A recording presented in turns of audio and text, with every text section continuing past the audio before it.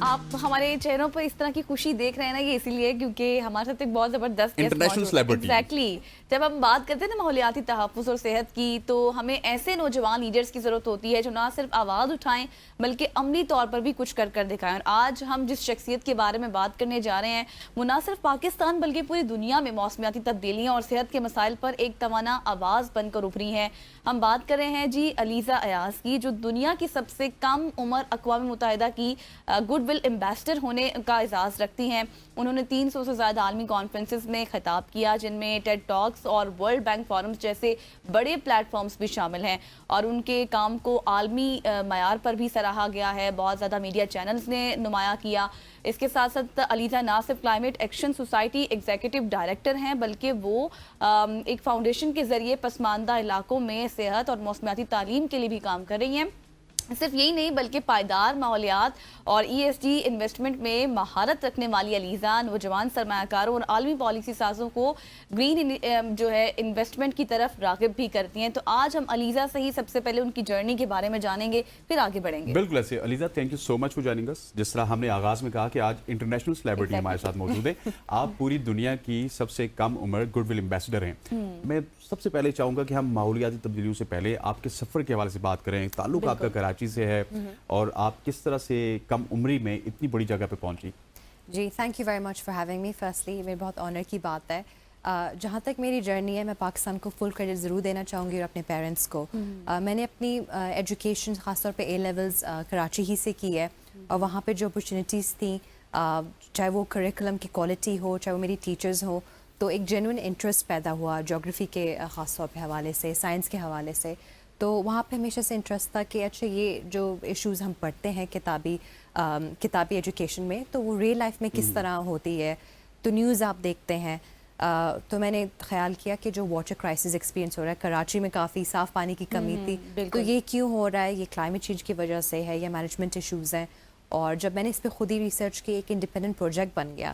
اور پڑھائی کے ساتھ ساتھ کافی ٹف تھا، بٹ ایک جینوئن انٹرسٹ تھا. اور امی ابو کی طرف سے بھی کافی موٹیویشن تھی. وہ ہمیشہ کہتے تھے کہ آل راؤنڈڈ ایکسپیرینس ہونا چاہیے. ہم یہ نہیں چاہتے کہ آپ صرف اچھے گریڈز آئیں آپ کے، بلکہ آپ والنٹیئرنگ کا کام کریں، آپ دوسرے آپ مدد کریں، خود سیکھ کے اپنے آپ کو ڈیولپ کریں، اسپورٹس کریں. تو اور میری جو اپ برنگنگ تھی کافی ڈفرینٹ کنٹریز میں ہوئی ہے، مڈل ایسٹ میں. تو میں نے دیکھا ہے کہ ہیلتھ اسٹینڈرڈس ڈفرینٹ ہے، جو ایئر کی فریشنس ہے وہ ڈفرینٹ ہے. تو پاکستان آ کے مجھے احساس ہوا کہ یہاں پہ بہت زیادہ پولوشن ہے، اور یہاں پہ میں کسی سے بات کروں تو اتنا انٹرسٹ نہیں ہے یا اویئرنیس نہیں ہے. تو وہاں سے ایک موٹیویشن آئی کہ I have to publish some research. جب میں نے ریسرچ پبلش کی تو یونائٹڈ نیشنز نے اسپاٹ کی، مجھے انوائٹ کیا گیا اسلام آباد. میں نے پریزنٹ کی کافی سینئر پالیسی میکرز کے سامنے. پھر وہاں سے مجھے انویٹیشن ملی کہ میں گڈ ول ایمبیسڈر ایکٹ کروں، خاص طور پہ کلائمیٹ کے لیے. زبردست. علیزہ ایگزیکٹلی جس طرح سے آپ نے بتایا نا، بہت پھر آپ کو عالمی معیار پر بھی اتنی زیادہ پذیرائی ملی، جس طرح سے آپ آگے بڑھتی رہی. ہماری وش ہے کہ آپ اس طرح مزید آگے بھی بڑھیں. یہ بتائیے گا کہ climate change is a major issue in Pakistan. Lack of rainfall ہے، بیماریاں بہت زیادہ بڑھ رہی ہیں. کیا سمجھتی ہیں، what do you think, what are the reasons behind it, اور ہم کس طرح سے اوور کم کر سکتے ہیں ساری صورتحال کو؟ It's a good question. I think Pakistan ایک ایسی کنٹری ہے جو کہ ٹاپ 10 لسٹ میں ہے. کنٹریبیوٹ بہت کم کرتی ہے، but it's one of the top 10 countries جس کو سب سے زیادہ افیکٹ ہوگا کانسیکوینسز کلائمیٹ چینج کے. اور یہ صرف گاؤں میں نہیں بلکہ ولیجز کے علاوہ سٹیز میں بھی ہوگا. لاہور، اسلام آباد، کراچی میں ابھی بھی دیکھ رہے ہیں کہ جو رین فال ہے اس کے پیٹرن چینج ہو گئے ہیں. کبھی بہت زیادہ ہوتی ہے، کبھی بالکل نہیں ہوتی. تو آپ کی ہر طرح کی انڈسٹری افیکٹ ہو رہی ہے، چاہے وہ آپ کی فیشن اینڈ ٹیکسٹائلز ہو یا ایگریکلچر ہو. تو اور اس کے علاوہ اگر آپ ہیلتھ کی طرف دیکھیں تو ریسپیریٹری ڈیزیز کافی بڑھ رہے ہیں. کلائمیٹ چینج کی وجہ سے ٹیمپریچر اوپر نیچے ہوتا ہے، ہیٹ ویوز ہوتی ہیں، ڈراؤٹس ہوتے ہیں. تو لوگوں کی جو مینٹل ہیلتھ ہے وہ بھی افیکٹ ہوتی ہے، خاص طور پہ ہماری جو وومن ہیں. کیونکہ اگر آپ ولیجز پہ دیکھیں ان کا ایک سسٹم ڈفرینٹ ہے. یہ نہیں کہ مرد از اے بریڈ ونر. جو عورت ہوتی ہے وہ کھانا بھی بنا رہی ہے، وہ پانی بھی لے کے آ رہی ہے ویل سے، بچوں کا بھی خیال رکھ رہی ہے. جب اس کی کھانا کم پڑ رہا ہے یا وہ بیمار زیادہ ہو رہی ہے، بچے زیادہ بیمار ہو رہے ہیں، اور انہیں یہ پتہ نہیں ہے کلائمیٹ چینج کی وجہ سے جب ٹیمپریچر بڑھتا ہے تو جو ڈیزیز کا اسپریڈ ہے وہ بڑھتا ہے. ملیریا جیسے بیماریاں بڑھتی ہیں کیونکہ انہیں وہ انوائرمنٹ ملتی ہے ان ماسکیٹوز کے وہ اسپریڈ کریں. تو یہ جب کنڈیشنز کریٹ ہو رہے ہیں، یہ اسپریڈ ہو رہے ہیں، تو اس کی ایجوکیشن اویئرنیس بہت ضروری ہے. اچھا، right now we are suffering from this.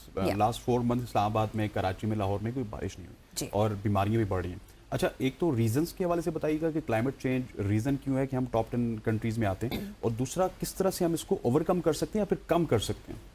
I think the main reason is Pakistan में सबसे पहले तो मैं ये पॉइंट करूँगी कि दो प्रेशर है।